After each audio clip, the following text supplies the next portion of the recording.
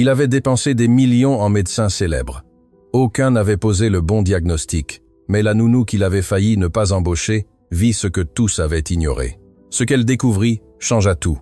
Clémence descendit du bus, sa valise cabossée à la main, et regarda l'adresse sur le papier froissé.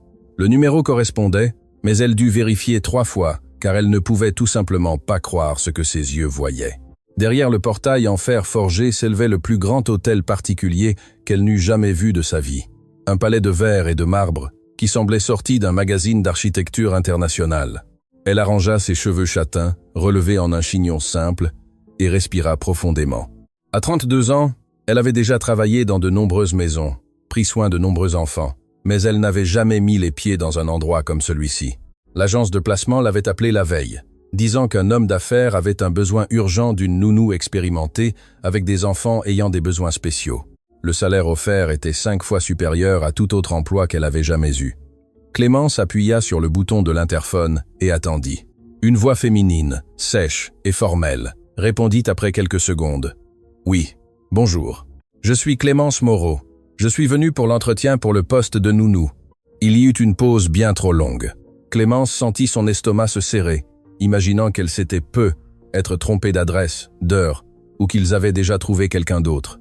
Mais alors le portail commença à s'ouvrir avec un bourdonnement mécanique. « Vous pouvez entrer. » Suivez le chemin principal jusqu'à la porte d'entrée. Le jardin était immense, avec des parterres impeccablement taillés et une fontaine de marbre au centre. Clémence marcha lentement, absorbant chaque détail. Elle avait grandi dans un petit appartement de 2 pièces dans une banlieue modeste de Marseille, partageant sa chambre avec 3 sœurs. Elle n'avait jamais imaginé que des gens vivaient ainsi. La porte d'entrée s'ouvrit avant qu'elle ne puisse sonner. Une femme aux cheveux gris relevés en un chignon sévère l'examina de haut en bas, avec des yeux qui semblaient cataloguer chaque défaut. « Je suis Madame Leclerc, la gouvernante. Monsieur Dubois vous attend dans son bureau. » Clémence hocha la tête et suivit la femme le long du couloir de marbre. Les murs étaient décorés de tableaux qui valaient probablement plus que tout ce qu'elle possédait. Ses chaussures usées faisaient un bruit gênant sur le sol poli. Madame Leclerc s'arrêta devant une porte en bois foncé et frappa 2 fois.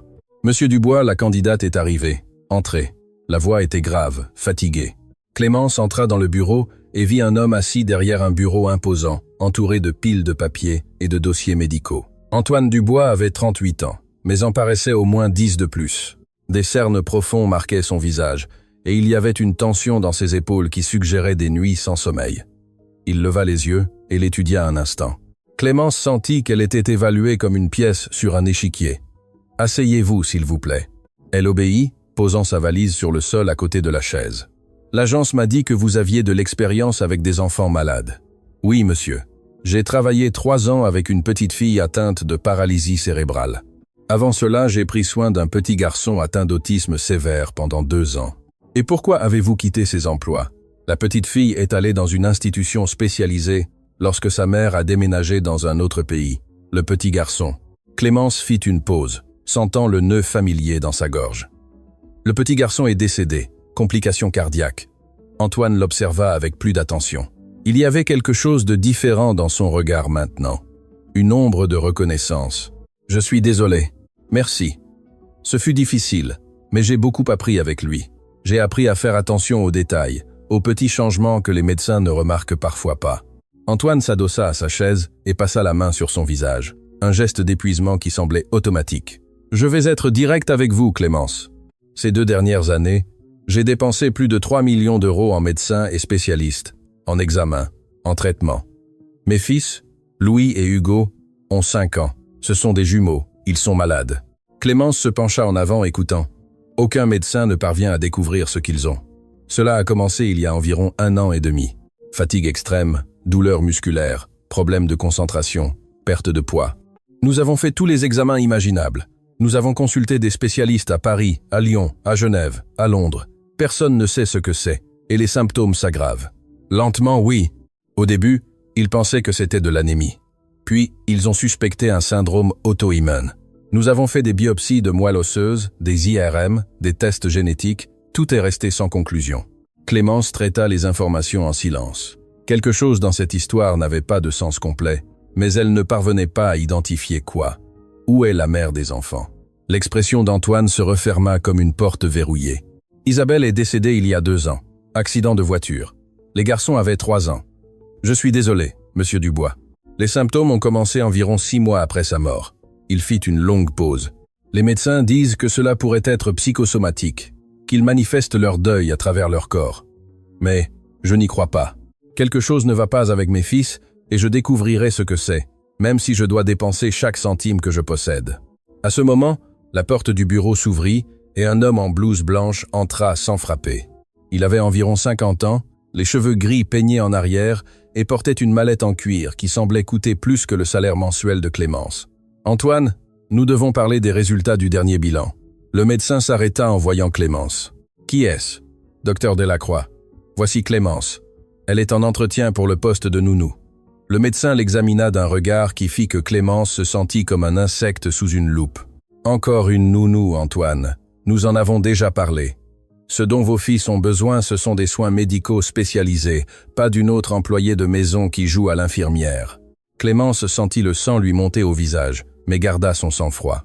« J'ai des certifications en premier secours et en soins pédiatriques, docteur. »« Docteur. » Delacroix laissa échapper un rire court et dédaigneux. Certification très impressionnante. « Et où avez-vous étudié la médecine ?»« À la faculté du quartier ?» François. La voix d'Antoine avait un ton d'avertissement. « Je suis juste réaliste. Vous avez embauché 5 nounous l'année dernière, Antoine. Aucune n'a duré plus de 2 mois. Vos fils ont besoin de professionnels de la santé, pas de personnes qui paniqueront à la première urgence. » Clémence se leva. Elle ne savait pas d'où venait son courage, mais les mots sortirent avant qu'elle ne puisse les retenir. « Avec tout le respect que je vous dois, docteur, depuis combien de temps traitez-vous ces enfants ?» Docteur Delacroix plissa les yeux. « 1 an. Et pendant ce temps, avez-vous réussi à découvrir ce qu'ils ont ?» Le silence qui s'ensuivit fut assourdissant. Antoine regarda de l'un à l'autre, clairement surpris par l'audace de Clémence. « Écoutez-moi bien, jeune femme. Clémence, elle ne recula pas. Je m'appelle Clémence, et je ne dis pas que j'en sais plus que vous. Je dis juste que parfois un autre regard peut voir des choses que d'autres n'ont pas vues. Non pas parce qu'il est plus intelligent, mais parce qu'il regarde sous un autre angle. Docteur. » Delacroix renifla et se tourna vers Antoine. « Vous n'allez pas embaucher cette femme. » Antoine resta silencieux un long moment, regardant Clémence avec une expression qu'elle ne put déchiffrer. Puis il se leva. « Clémence, je veux que vous rencontriez mes fils. » Antoine. « C'est absurde. » François, vous pouvez y aller. Nous parlerons des résultats plus tard. Le médecin sortit en soufflant, claquant la porte plus fort que nécessaire. Antoine s'approcha de Clémence et, pour la première fois depuis son arrivée, esquissa quelque chose qui ressemblait à un sourire. « Vous avez du courage. Ça, je dois l'admettre. J'ai seulement l'expérience d'être sous-estimé, monsieur. » Après un certain temps, on apprend à ne pas accepter en silence. Ils montèrent un escalier de marbre jusqu'au premier étage. Le couloir était décoré de photos de famille, et Clémence remarqua une femme blonde souriante sur plusieurs d'entre elles, serrant dans ses bras 2 bébés identiques. Isabelle, la mère que les garçons avaient perdue. Antoine s'arrêta devant une porte peinte en bleu clair. Il se repose. Dernièrement, ils passent la majeure partie de la journée au lit. Ils n'ont pas l'énergie de jouer, de courir, de faire des choses d'enfant. Il ouvrit la porte lentement. La chambre était immense, avec 2 lits simples séparés par une table de chevet pleine de médicaments. Les murs avaient du papier peint avec des motifs de nuages, et il y avait des jouets éparpillés sur le sol, mais tous semblaient intouchés depuis longtemps. Sur les lits, 2 garçons blonds identiques étaient allongés, couverts jusqu'au menton, malgré la chaleur. Ils étaient trop petits pour 5 ans, trop maigres, trop pâles. L'un d'eux dormait. L'autre regarda la porte avec de grands yeux fatigués. « Papa ? Salut mon amour. J'ai amené quelqu'un pour vous rencontrer. » Clémence s'approcha lentement, s'asseyant sur une chaise à côté du lit du garçon éveillé. « Salut. Comment t'appelles-tu » Le garçon l'étudia avec la méfiance naturelle des enfants, qui avaient vu de nombreux adultes entrer et sortir de leur vie. « Louis, celui-là c'est Hugo. »« Il dort. »« Enchanté, Louis. Je suis Clémence. Vous êtes médecin ? » ?»« Non. Je suis nounou. » Louis fronça les sourcils. « Nounou ? Pour prendre soin de nous ?»« Exactement. Les autres nounous sont partis. Elle n'aimait pas rester ici. »« Pourquoi penses-tu ça ?» Louis haussa les épaules, un petit geste fatigué. « Je ne sais pas. Je crois qu'on donne trop de travail. On est toujours fatigué et on n'arrive pas bien à jouer. » Clémence sentit son cœur se serrer. À 5 ans, ce garçon avait déjà appris à se sentir coupable d'être malade. « Louis, je peux te raconter un secret ?» Le garçon hocha la tête, les yeux un peu plus intéressés. « Je ne partirai pas. »« Tu sais pourquoi ? » « Pourquoi ?» Parce que j'aime les enfants qui donnent du travail. Ce sont les plus intéressants. Louis esquissa quelque chose qui ressemblait à un sourire. Le premier que Clémence voyait sur son visage. « Vous êtes bizarre, merci. C'est un compliment. » Sur l'autre lit, Hugo commença à bouger. Il ouvrit lentement les yeux, clignant contre la lumière, et regarda Clémence avec confusion. « Qui êtes-vous ? » »« Je suis Clémence. Je suis venu vous rencontrer. » Hugo ne répondit pas, se contentant de la regarder avec une expression vide qui fit que Clémence réalisa que ce jumeau était différent de son frère, plus fermé, plus fragile, plus affecté par la maladie. Antoine observait depuis la porte, les bras croisés, l'expression illisible. « Qu'en pensez-vous » Clémence se leva et s'approcha de lui, parlant doucement pour que les garçons n'entendent pas. « Ils ont besoin de plus que de médicaments, monsieur Dubois. Ils ont besoin de quelqu'un qui soit présent, qui observe, qui fasse attention aux petites choses. Et vous seriez cette personne ?» Clémence regarda les deux garçons, si petits dans ces lits immenses, et sentit quelque chose bouger dans sa poitrine. La même sensation qu'elle avait eue lorsqu'elle avait rencontré le petit garçon autiste qui avait fini par mourir dans ses bras. La sensation que ses enfants avaient besoin d'elle. « J'aimerais essayer. » Antoine l'étudia un long moment, puis tendit la main. « Vous commencez demain. Madame Leclerc vous montrera votre chambre. » Clémence serra sa main, sentant le poids de la responsabilité s'installer sur ses épaules. Madame Leclerc apparut à la porte comme si elle avait été convoquée par télépathie. « Je vais vous montrer votre chambre, mademoiselle. » Clémence suivit la gouvernante le long du couloir, passant devant d'autres portes fermées, d'autres tableaux chers, d'autres preuves d'une richesse qu'elle n'avait jamais vue de près. Sa chambre se trouvait au bout du couloir, près de celle des garçons. Voilà. Madame Leclerc ouvrit la porte, révélant une pièce simple mais confortable, avec un lit simple, une armoire en bois et une fenêtre donnant sur le jardin. La salle de bain est la deuxième porte à gauche. Le petit déjeuner est servi à 7. Monsieur Dubois dîne à 20, mais les garçons mangent avant, à 18. Compris. Merci, Madame Leclerc. La gouvernante hésita à la porte, comme si elle voulait dire autre chose. Clémence attendit. Mademoiselle Clémence, vous pouvez m'appeler juste Clémence. Les autres nounous, elles ne sont pas parties parce que les enfants donnent du travail. Madame Leclerc baissa la voix. Elles sont parties parce que cette maison est triste, et parce que le docteur Delacroix leur a rendu la vie impossible. Pourquoi me racontez-vous cela? Madame Leclerc l'étudia un instant, et Clémence vit quelque chose s'adoucir dans son expression dure. Parce que vous avez regardé ces garçons de la bonne manière. Avant que Clémence ne puisse répondre, la gouvernante était déjà partie, refermant la porte derrière elle. Clémence s'assit sur le lit et regarda par la fenêtre. Le soleil se couchait, peignant le ciel en orange. Quelque part dans cet hôtel particulier, 2 garçons de 5 ans étaient allongés dans leur lit, trop faibles pour jouer. Elle pensa à tout ce qu'elle avait vu. Le père désespéré, le médecin arrogant, la gouvernante qui semblait en savoir plus qu'elle ne disait, et les jumeaux, si petits et fragiles, elle ne savait pas ce qui n'allait pas avec ces garçons. Mais quelque chose dans son instinct lui disait que la réponse était là, dans cette maison, cachée à la vue de tous, et elle était déterminée à la trouver, quoi qu'il en coûte. La première semaine de Clémence dans l'hôtel particulier fut un exercice constant d'observation. Elle se levait à 6 heures du matin, avant même Madame Leclerc, et passait quelques minutes en silence, absorbant les sons et les odeurs de la maison. Il y avait quelque chose là qu'elle ne parvenait pas à identifier, une sensation persistante que quelque chose n'allait pas au-delà de la maladie des garçons. Les jumeaux se levaient vers 7 heures, toujours épuisés, se plaignant toujours de douleur.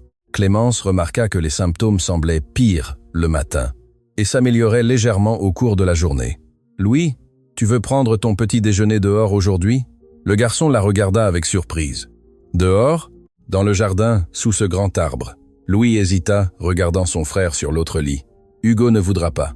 Il n'aime pas quitter sa chambre. » Clémence s'approcha du lit d'Hugo. Le garçon était réveillé mais gardait les yeux fixés sur le plafond. « Hugo, tu veux prendre le petit déjeuner dans le jardin ?» « Non. » Clémence n'insista pas, mais prit une note mentale. Hugo était significativement plus mal que Louis. Après le petit déjeuner, le docteur Delacroix arriva pour sa visite quotidienne. Clémence était dans la chambre des garçons, aidant Louis à assembler un simple puzzle lorsque le médecin entra sans frapper. « Comment vont les patients aujourd'hui ?»« Pareil, » répondit Clémence sans lever les yeux du puzzle. « Docteur » Delacroix l'ignora et alla directement au lit d'Hugo, sortant un stéthoscope de la poche de sa blouse. « Voyons comment va ce cœur, champion. » Hugo ne répondit pas. Il laissa le médecin l'examiner avec la passivité de celui qui avait déjà été examiné des centaines de fois sans résultat. La fréquence cardiaque est un peu élevée, murmura le docteur. Delacroix à lui-même. Je vais demander un autre bilan sanguin. Docteur Clémence, puis-je poser une question? Faites. Les symptômes des garçons semblent pires le matin et s'améliorent quand ils sortent de la chambre. Avez-vous déjà envisagé qu'il puisse y avoir quelque chose dans l'environnement qui cause cela, docteur? Docteur. Delacroix la regarda comme si elle avait suggéré que la Terre était plate. Mademoiselle Clémence, j'ai étudié la médecine pendant 8 ans et je la pratique depuis plus de 20 ans. J'ai envisagé toutes les hypothèses possibles, y compris les facteurs environnementaux. La maison a été testée pour la moisissure, l'amiante, le plomb, le radon. Tout est négatif. Et les produits de nettoyage? Quoi? Les produits de nettoyage. Certains peuvent provoquer des réactions chez les enfants sensibles, surtout s'ils sont utilisés fréquemment dans des environnements clos. Docteur. Delacroix laissa échapper un petit rire. Produits de nettoyage. Bien sûr, pourquoi moi, avec toutes mes années d'expérience et tous les spécialistes que nous avons consultés, n'ai-je pas pensé à quelque chose d'aussi évident? Il se tourna vers elle avec une expression de pur dédain. Mademoiselle, je comprends que vous voulez aider, mais laissez la médecine aux médecins. Votre travail est de prendre soin des enfants, pas de les diagnostiquer. Clémence sentit son visage rougir, mais garda sa voix ferme. Je faisais juste une observation. Alors gardez vos observations pour vous-même. Docteur Delacroix referma sa mallette et se dirigea vers la porte. Je vais parler à Monsieur Dubois du nouveau bilan sanguin. Quand il sortit, Louis regarda Clémence avec une expression curieuse. Pourquoi il ne vous aime pas? Je ne sais pas, mon amour. Certaines personnes n'aiment pas que d'autres posent des questions. Maman disait que les questions sont importantes. Elle disait que c'est comme ça qu'on apprend de nouvelles choses. Clémence sentit une oppression dans sa poitrine. Ta maman avait raison. Tu savais qu'elle était morte? La question vint si directe, si dénuée de filtre, que Clémence eut besoin d'un instant pour répondre. Oui, je sais. Je suis désolé. Moi aussi, je suis désolé. Louis reporta son attention sur le puzzle. Parfois, j'oublie qu'elle est morte. Puis je me souviens et je redeviens triste. C'est normal de se sentir comme ça. Hugo ne parle pas d'elle. Il se fâche quand j'en parle. Clémence regarda l'autre lit, où Hugo était allongé dos à eux. Chaque personne a une façon différente de gérer la tristesse. La tristesse nous rend-elle malade? La question était si simple et si profonde à la fois que Clémence ne sut pas répondre immédiatement. Parfois oui, mais pas toujours. Le docteur. Delacroix a dit qu'on était malade à cause de la tristesse, mais je n'y crois pas. Je ne suis pas si triste que ça. Clémence enregistra cette information. Le médecin croyait donc vraiment que les symptômes étaient psychosomatiques. Mais quelque chose dans cette théorie n'avait pas de sens. Des enfants de 5 ans pouvaient manifester des symptômes physiques à cause du stress émotionnel, mais généralement pas de manière aussi sévère et prolongée. Cet après-midi-là, pendant que les garçons faisaient la sieste, Clémence décida d'explorer la maison. Elle dit à Madame Leclerc qu'elle cherchait la bibliothèque. Mais en réalité, elle voulait mieux comprendre l'environnement où vivaient les enfants. L'hôtel particulier était immense, avec 3 étages et plus de 20 pièces. Clémence parcourut chacune d'elles avec attention, remarquant des détails que la plupart des gens ignoreraient. Les tapis étaient nettoyés quotidiennement, les fenêtres étaient rarement ouvertes. Le système de climatisation fonctionnait en permanence, recyclant le même air dans toute la maison. Lorsqu'elle arriva au local de stockage des produits de nettoyage, au sous-sol, elle trouva quelque chose qui attira son attention. Il y avait des dizaines de flacons d'un produit spécifique, un désinfectant industriel qu'elle n'avait jamais vu auparavant. L'étiquette disait « Formule propre pro, usage professionnel ». Clémence prit un des flacons et lut les ingrédients. La plupart étaient des produits chimiques qu'elle ne reconnaissait pas, mais l'un d'eux lui sauta aux yeux. Le glutaraldéhyde. Elle se souvenait vaguement d'avoir lu quelque chose sur cette substance des années auparavant lorsqu'elle travaillait à l'hôpital. Il était utilisé pour stériliser des équipements médicaux, mais pouvait provoquer des problèmes respiratoires et neurologiques en cas d'exposition prolongée. « Puis-je vous aider ?» Clémence se retourna et trouva Madame Leclerc, debout à la porte du local, les bras croisés. « Je cherchais la bibliothèque et je me suis perdu. La bibliothèque est au premier étage. Ceci est le sous-sol. » Clémence remit le flacon sur l'étagère. « Désolé, cette maison est très grande. » Madame Leclerc ne sembla pas convaincue, mais ne dit rien. Elle la guida simplement vers l'escalier. « Mademoiselle Clémence, un conseil. Monsieur Dubois est un homme très réservé. Il n'aime pas les gens qui posent trop de questions ou qui vont dans des endroits où ils n'ont pas été invités. » « Compris. Et le docteur Delacroix ?» Madame Leclerc hésita. « Il a beaucoup de pouvoir dans cette maison. Monsieur Dubois lui fait entièrement confiance. » Si vous le contrariez, vous ne resterez pas longtemps ici. Merci pour l'avertissement. Ce n'est pas un avertissement, c'est un fait. Cette nuit-là, Clémence ne put dormir. Elle pensa aux produits de nettoyage, aux symptômes des garçons, à la façon dont tout s'aggravait le matin et s'améliorait quand ils sortaient de la chambre. Il y avait un lien. Elle en était sûre, mais elle avait besoin de plus d'informations avant de faire toute accusation. Le lendemain matin, elle se leva plus tôt que d'habitude et se rendit dans la chambre des garçons avant l'arrivée de l'équipe de nettoyage. L'odeur était subtile, mais unmistakable. Le même désinfectant industriel qu'elle avait vu au sous-sol. Les garçons dormaient encore. Clémence s'approcha de la fenêtre et tenta de l'ouvrir, mais elle était bloquée. Toutes les fenêtres de la chambre étaient bloquées. « Qu'est-ce que vous faites ?» Antoine était debout à la porte, encore en pyjama, les cheveux ébouriffés. « Bonjour, monsieur Dubois. J'essayais d'ouvrir la fenêtre. Elles sont bloquées. Sécurité contre les intrus. Les garçons ne prennent jamais l'air frais ici. » Antoine fronça les sourcils. Le système de climatisation filtre et purifie l'air constamment. C'est plus propre que l'air extérieur, mais c'est le même air recyclé en continu.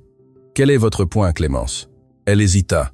Elle savait qu'elle marchait sur un terrain dangereux. Dr Delacroix l'avait déjà averti de ne pas se mêler de ce qui ne la regardait pas. Madame Leclerc avait dit qu'Antoine n'aimait pas les questions, mais ces deux garçons dépérissaient et personne ne semblait regarder dans la bonne direction. « Monsieur Dubois, puis-je être honnête avec vous? Je préfère que vous le soyez.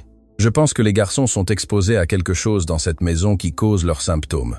Je ne sais pas exactement ce que c'est, mais les signes sont là. Les symptômes s'aggravent le matin quand ils viennent de passer la nuit entière dans la chambre. Ils s'améliorent quand ils sortent. Les fenêtres sont maintenues fermées. Le même air recyclé tout le temps. » Antoine l'observa en silence un long moment. Dr Delacroix a déjà écarté les facteurs environnementaux. Docteur, Delacroix a cherché la moisissure, l'amiante, le plomb, des choses évidentes. Mais qu'en est-il des produits chimiques utilisés pour le nettoyage? Et des composés volatiles qui peuvent s'accumuler dans des environnements clos? Vous êtes en train de suggérer que mes propres employés empoisonnent mes enfants? Pas intentionnellement, Madame Leclerc ne sait probablement pas que le produit est dangereux. Elle essaye de garder la maison propre, mais le produit est trop fort pour un usage domestique. Et les garçons passent des heures dans cette chambre, les fenêtres fermées, respirant les vapeurs. Pourquoi Hugo serait-il plus affecté que Louis? Parce qu'Hugo passe plus de temps dans la chambre. Il est plus réservé, reste plus au lit. Louis essaie de sortir, de jouer dans le jardin. Il reçoit des doses moindres. Antoine resta silencieux si longtemps que Clémence crut qu'il allait la renvoyer. Mais alors il fit quelque chose qu'elle n'attendait pas. Il s'assit sur une chaise et commença à pleurer. « J'ai dépensé 3 millions d'euros. J'ai consulté les meilleurs médecins du monde. Et vous êtes en train de me dire que la réponse était sous mon nez tout ce temps ?» Clémence s'approcha et s'agenouilla à côté de lui. « Je peux me tromper, mais il n'y a qu'une seule façon de le savoir. Comment? En sortant les garçons de cette maison pendant quelques semaines. S'ils s'améliorent, nous saurons que c'est quelque chose dans l'environnement. S'ils ne s'améliorent pas, nous reviendrons à la case départ. Où pourrais-je les emmener? N'importe où, un hôtel, une maison louée, la maison d'un parrain, n'importe quel endroit qui n'a pas été nettoyé avec ce produit. » Antoine essuya ses yeux et la regarda. « Vous y croyez vraiment? Je crois que ça vaut la peine d'essayer. » À ce moment, la porte s'ouvrit et le docteur Delacroix entra, suivi de Madame Leclerc. « Antoine, je suis venu dès que j'ai su que Hugo était revenu de l'hôpital. » Le médecin s'arrêta en voyant Clémence agenouillée à côté du patron. « Qu'est-ce qui se passe ici ?» Antoine se leva. « Clémence m'a présenté une théorie intéressante. » « Une théorie ?» Docteur Delacroix laissa échapper un rire. « La nounou fait des diagnostics maintenant. Elle pense que les garçons sont intoxiqués par le produit de nettoyage utilisé dans la maison. » Le silence qui s'ensuivit fut pesant. « Docteur » Delacroix regarda d'Antoine à Clémence, son expression passant de l'incrédulité à la colère. « C'est absolument ridicule. Vous allez croire une femme qui n'a probablement même pas terminé ses études secondaires plutôt que moi, qui ai étudié la médecine pendant 8 ans ?» Clémence se leva. « J'ai terminé mes études secondaires, docteur, et j'ai aussi suivi des cours de premier secours, de soins pédiatriques et de sécurité environnementale. Je ne suis pas médecin, mais je sais reconnaître quand quelque chose ne va pas. Et qu'est-ce qui ne va pas exactement selon votre opinion professionnelle? Le produit Formule Propre Pro contient du glutaraldéhyde. C'est un désinfectant industriel qui ne devrait pas être utilisé dans des environnements domestiques, encore moins dans des chambres d'enfants. L'exposition prolongée provoque fatigue, douleurs musculaires, problèmes neurologiques et convulsions. Exactement les symptômes que Louis et Hugo présentent. Docteur Delacroix rit de nouveau, mais il y avait quelque chose de nerveux dans son rire maintenant. Antoine, je vous implore de ne pas prendre cela au sérieux. Cette femme dépasse clairement ses limites. Alors, prouvez-moi que j'ai tort, dit Clémence, fixant le médecin.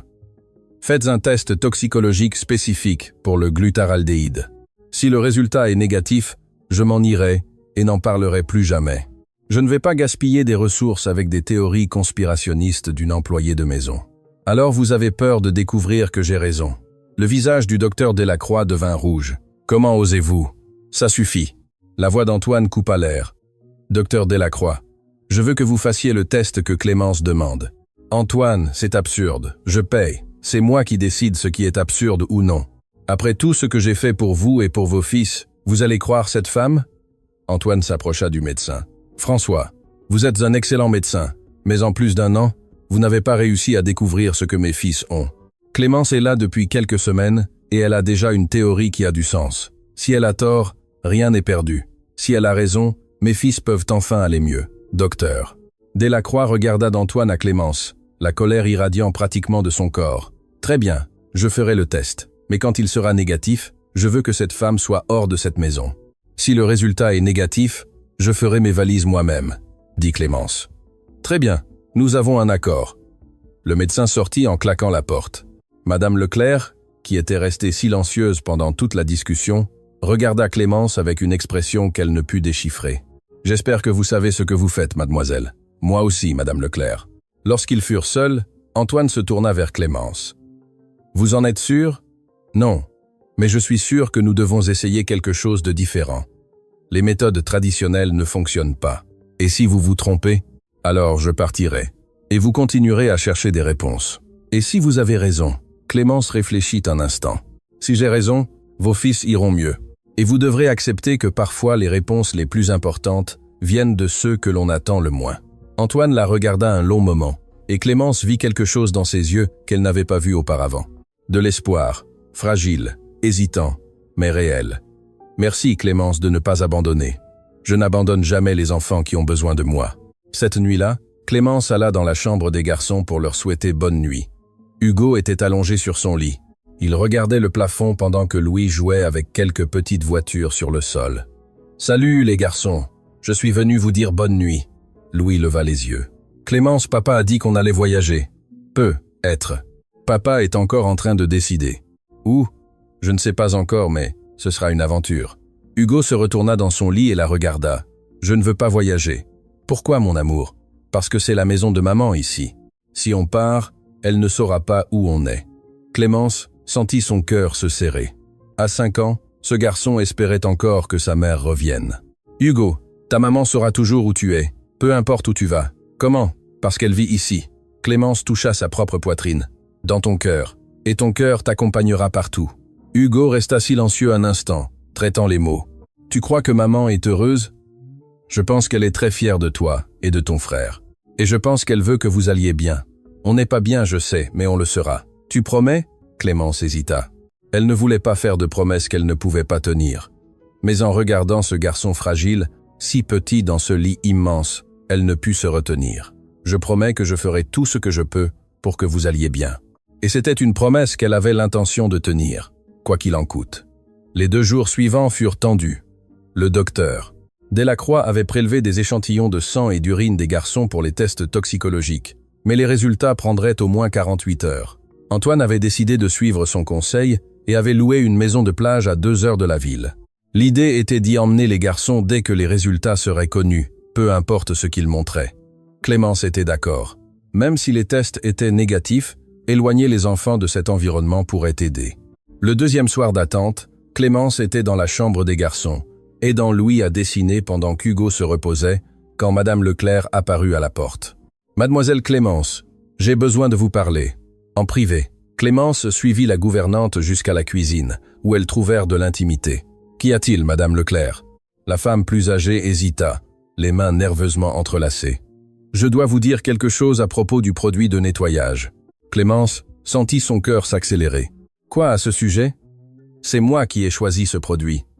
Il y a 2 ans, lorsque Madame Isabelle est décédée, Monsieur Dubois est devenu obsédé par l'hygiène.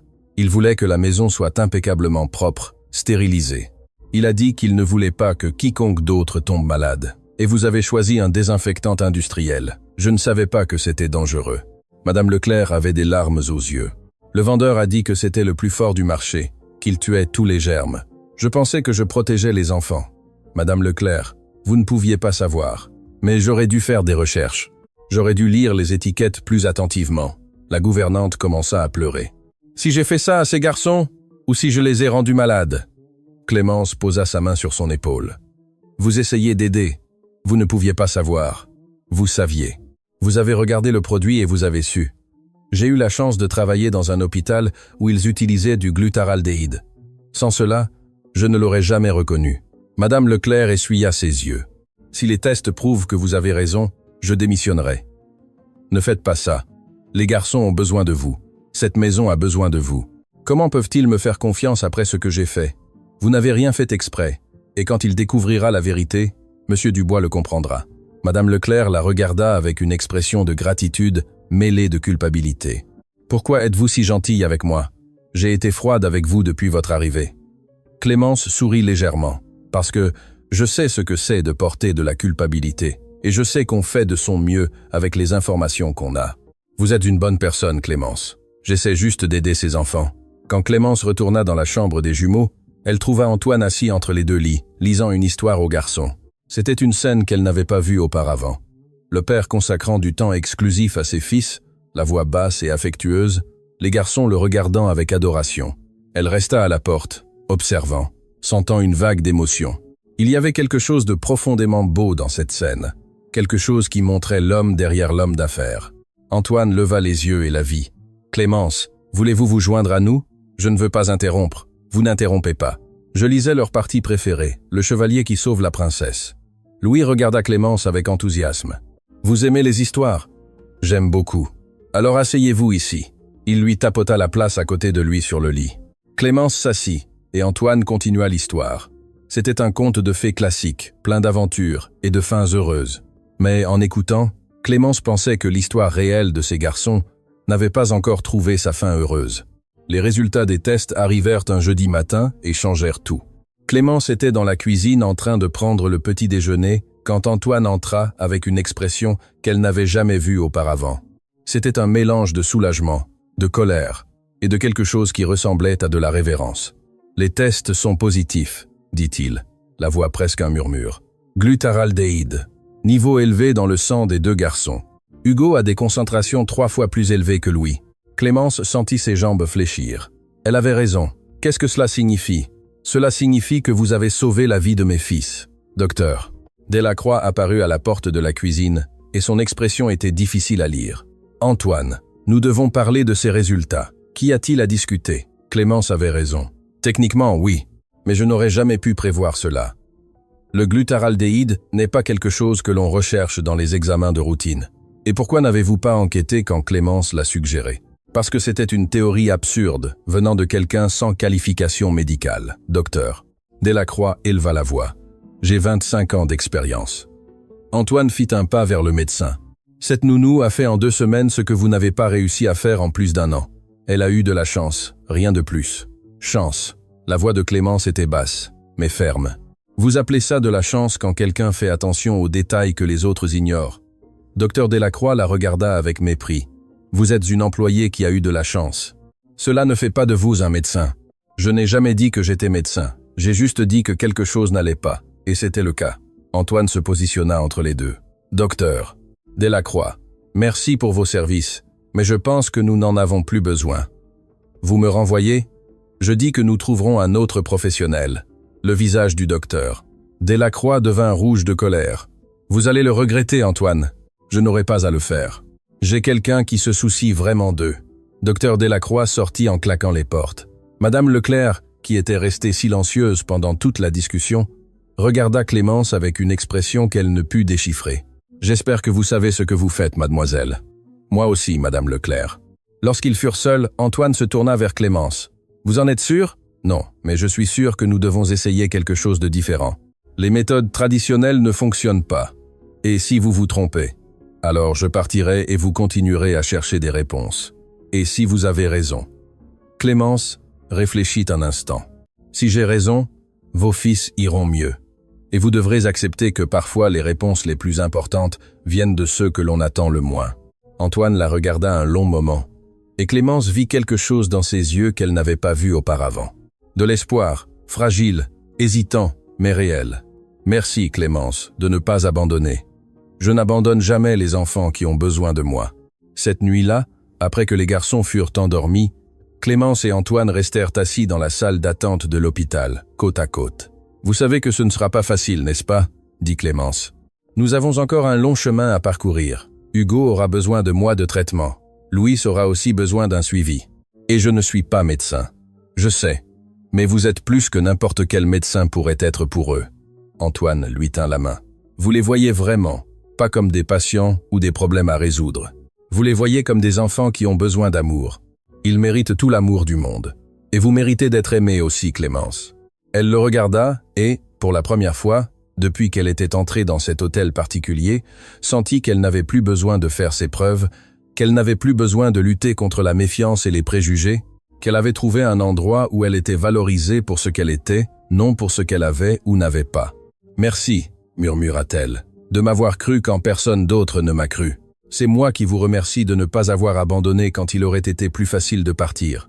Je n'ai jamais abandonné un enfant qui avait besoin de moi, et je n'allais pas commencer avec vos fils. » Antoine l'embrassa doucement, un baiser qui promettait un futur, une famille, une nouvelle vie. Et tandis que la nuit avançait et que l'hôpital continuait son rythme silencieux de moniteurs et de pas pressés, Clémence réalisa que sa vie avait complètement changé. Elle était entrée dans cette maison comme une nounou désespérée par un emploi et en sortait en faisant partie d'une famille. Madame Leclerc avait raison. Elle avait regardé ses garçons de la bonne manière et eux, sans le savoir, l'avaient aussi regardé. Le chemin à parcourir serait difficile, mais pour la première fois depuis longtemps, Clémence n'y faisait pas face seule. 6 mois plus tard, l'hôtel particulier des Dubois était méconnaissable. Pas physiquement, les murs étaient toujours en marbre, les jardins toujours impeccablement entretenus, les tableaux chers toujours au mur, mais l'atmosphère était complètement différente. Là où auparavant il y avait le silence et la tristesse, maintenant il y avait des rires. Là où auparavant il y avait la peur et le désespoir, maintenant il y avait l'espoir et la joie. Louis et Hugo étaient complètement rétablis. Les traitements avaient fonctionné. La désintoxication avait été couronnée de succès, et les garçons étaient redevenus ce qu'ils auraient dû être tout le temps. Des enfants sains, énergiques, pleins de vie. Clémence les observait jouer dans le jardin en prenant son café sur la véranda. Ils couraient derrière un ballon, criant et riant. « À quoi pensez-vous » Antoine apparut derrière elle. « Comment les choses ont changé. Il y a 6 mois, je descendais d'un bus avec une valise cabossée. Et maintenant, vous faites partie de cette famille. » Clémence sourit. « Vous êtes sûr de vouloir faire ça ? Plus sûr que je ne l'ai jamais été de quoi que ce soit dans ma vie. Aujourd'hui était le jour. Après 6 mois de fréquentation, de nuits à parler de l'avenir, de week-ends en famille, Antoine avait demandé Clémence en mariage. Elle avait accepté sans hésitation. La cérémonie serait simple, juste la famille et les amis proches dans le jardin de l'hôtel particulier. Clémence ne voulait rien d'extravagant. Après une vie entière de difficultés, elle avait appris à apprécier les choses simples. « Clémence, Clémence ». Louis vint en courant vers elle, tenant quelque chose dans ses mains. « Regardez ce que j'ai trouvé. » C'était une fleur du jardin, une rose blanche qu'il avait cueillie avec soin. « C'est pour vous, pour que vous soyez plus belle au mariage. » Clémence sentit ses yeux se remplir de larmes. « Merci, mon amour. C'est la plus belle fleur que j'ai jamais reçue. » Hugo vint juste derrière son frère. « Je voulais aussi vous donner quelque chose, mais je n'ai rien trouvé de bien. Être ici en bonne santé et heureux est déjà le plus beau cadeau que je puisse recevoir. Mais ce n'est pas un vrai cadeau. Bien sûr que si. C'est le cadeau le plus important de tous. » Antoine observait la scène avec un sourire. « Les garçons, pourquoi n'allez-vous pas vous préparer?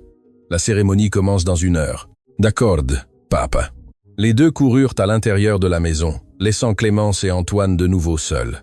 « Il vous adore, » dit Antoine. « Parfois je pense qu'il vous aime plus que moi. Ce n'est pas vrai. Il vous aime, mais vous avez sauvé leur vie. Vous avez été la personne qui a vu ce que personne d'autre ne voyait. Cela crée un lien spécial. N'importe qui aurait fait la même chose. Non, pas n'importe qui. Vous l'avez fait parce que vous êtes qui vous êtes, parce que vous vous souciez vraiment, parce que vous ne laissez pas les préjugés ou les peurs vous empêcher de faire ce qui est juste. » Clémence pensa au docteur. Delacroix, au dédain avec lequel il l'avait traitée, à la façon dont il avait rejeté ses idées simplement parce qu'elle n'avait pas de diplôme de médecine. Elle pensa à toutes les fois dans sa vie où elle avait été sous-estimée à cause de ses origines modestes. Vous savez ce que j'ai appris de tout cela? Quoi? Que les réponses les plus importantes ne viennent pas toujours de ceux que l'on attend. Parfois, elles viennent de ceux que l'on imagine le moins et qu'il vaut la peine d'écouter même quand la personne qui parle n'a pas les bonnes qualifications. Antoine l'embrassa. J'essaierai de m'en souvenir toujours. La cérémonie eut lieu au coucher du soleil, le jardin illuminé par des centaines de bougies. Clémence portait une simple robe blanche qu'elle avait elle-même choisie. Antoine portait un costume sombre, mais sans cravate, car il savait qu'elle préférait les choses plus informelles. Madame Leclerc était au premier rang, pleurant abondamment. Au cours des derniers mois, elle et Clémence étaient devenues des amies improbables.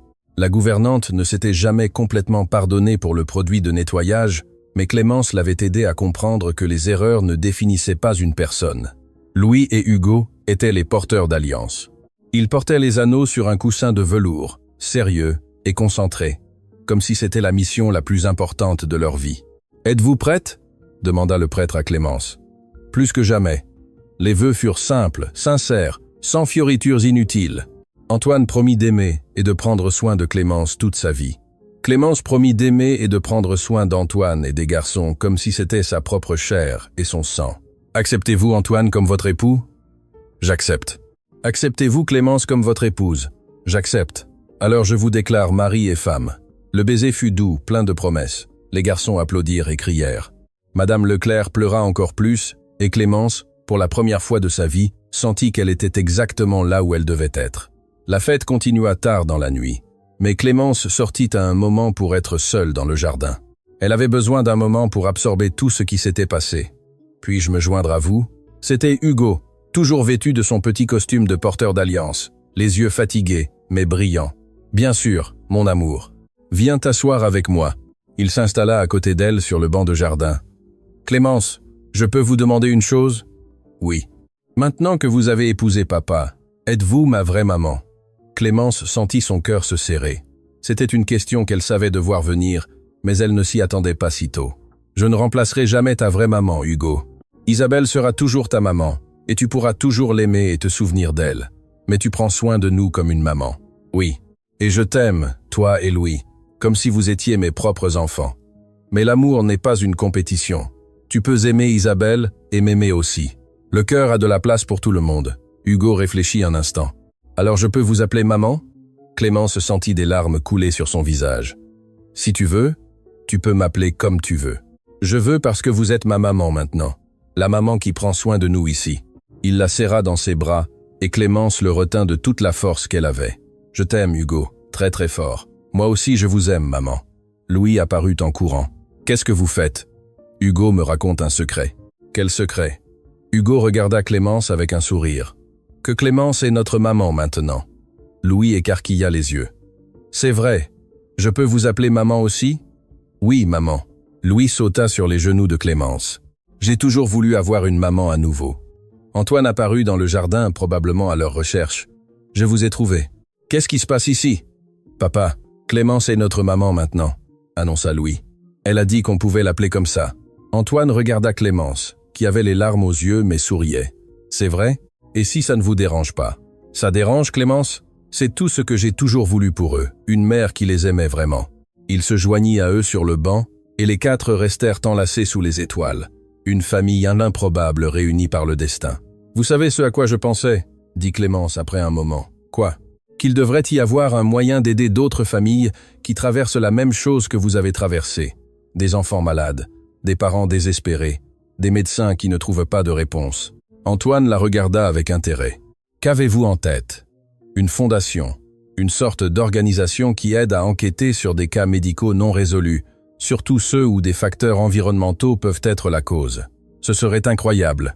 On pourrait l'appeler la Fondation Seconde Chance, parce que parfois tout ce dont une famille a besoin, c'est de quelqu'un qui regarde le problème sous un angle différent. J'aime l'idée, et j'ai les ressources pour que cela se produise.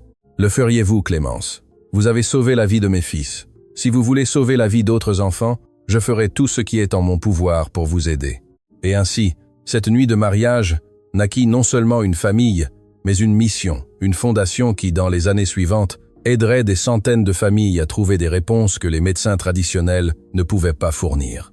Une organisation qui valorisait l'observation attentive, l'écoute patiente et le courage de poser des questions que d'autres craignaient de poser. Clémence regarda Antoine, Louis, Hugo, et sut que ce n'était que le début. Il y avait beaucoup de travail à faire, de nombreuses familles à aider, de nombreux enfants à sauver. Mais elle n'était plus seule. Elle avait une famille maintenant, une famille qui l'aimait, qui la respectait, qui croyait en elle. Et c'était, en fin de compte, tout ce qu'elle avait toujours désiré. 2 ans plus tard, l'hôtel particulier des Dubois était méconnaissable. Pas physiquement, les murs étaient toujours en marbre, les jardins toujours impeccablement entretenus, les tableaux chers toujours au mur, mais l'atmosphère était complètement différente. Là où auparavant il y avait le silence et la tristesse, maintenant il y avait des rires. Là où auparavant il y avait la peur et le désespoir, maintenant il y avait l'espoir et la joie. Louis et Hugo, maintenant âgés de 7 ans, étaient en parfaite santé.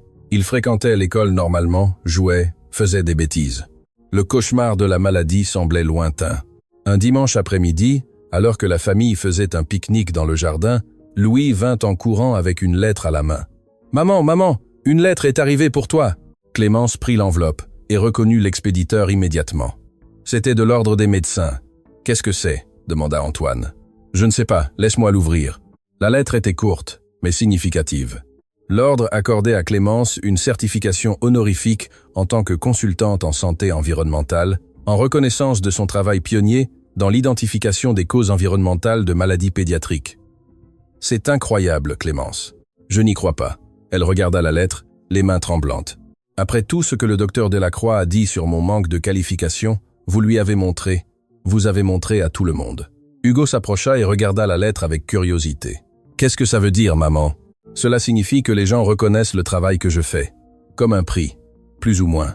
Super. Vous méritez un prix. » Clémence serra le garçon dans ses bras, pensant à la façon dont tout avait commencé.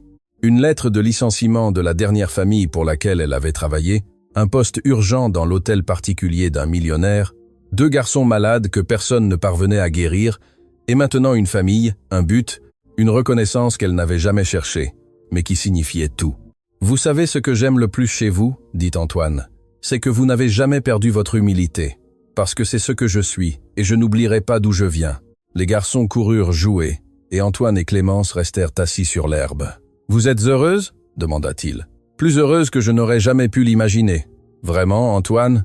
J'ai grandi sans famille. J'ai perdu mes parents jeunes. J'ai été élevé par des proches qui me voyaient comme un fardeau. J'ai travaillé toute ma vie en prenant soin des enfants des autres, sachant que je n'aurais jamais les miens. Et maintenant, regardez-moi. » Elle fit un geste vers les garçons, vers la maison, vers tout ce qui l'entourait. « J'ai 2 fils qui m'appellent maman. J'ai un mari qui m'aime et me respecte. J'ai un travail qui fait une différence dans la vie des gens. Comment pourrais-je ne pas être heureuse ?» Antoine l'embrassa doucement. « Vous méritez tout ce bonheur et bien plus encore. » Cette nuit-là, après que les garçons furent endormis, Clémence alla sur la véranda et regarda les étoiles. Elle pensa à Isabelle, la femme qu'elle n'avait jamais connue, mais dont la présence était toujours ressentie dans cette maison. Elle pensa aux garçons qu'elle aimait comme les siens. Elle pensa à toutes les familles que la Fondation avait aidées et continuerait d'aider. Et elle pensa à elle-même, à la petite fille pauvre qui avait grandi, en croyant qu'elle ne serait jamais rien d'autre qu'une employée, à la femme qui avait découvert que la valeur ne se mesure pas par des diplômes ou des positions sociales, mais par la capacité de voir ce que d'autres ne voient pas, et par le courage d'agir quand d'autres abandonnent. Antoine apparut à côté d'elle. « À quoi pensez-vous ? Comment une seule question peut tout changer ? » « Quelle question ? » « Celle que j'ai posée au docteur Delacroix à propos des produits de nettoyage. Cela semblait si simple, si évident, mais c'était la question que personne d'autre n'avait posée. Parfois, les questions simples sont les plus puissantes. Oui, parfois elles le sont. » Ils restèrent silencieux un instant, appréciant la nuit. « Clémence, oui, merci. Pourquoi ? Pour tout. Pour mes fils. Pour ma vie. Pour m'avoir montré qu'il existe encore de bonnes personnes dans le monde. » Clémence sourit. « Merci à vous de m'avoir donné une famille. » Et tandis que les étoiles brillaient au-dessus d'eux, Clémence sut qu'elle avait trouvé sa place dans le monde, non pas comme la nounou qui était entrée par la porte de service, mais comme la femme qui avait sauvé une famille entière, simplement en ayant le courage de poser les bonnes questions. Le millionnaire avait payé des fortunes pour guérir ses fils, mais la guérison était venue gratuitement, offerte par quelqu'un qui n'avait rien d'autre que des yeux attentifs et un cœur désireux de voir. Et c'était, en fin de compte, la plus grande leçon de toutes. Si cette histoire a touché quelque chose en vous, laissez un commentaire. Parfois, reconnaître ce que l'on ressent change déjà plus que nous ne l'imaginons. Votre commentaire peut aider quelqu'un qui aujourd'hui est silencieux.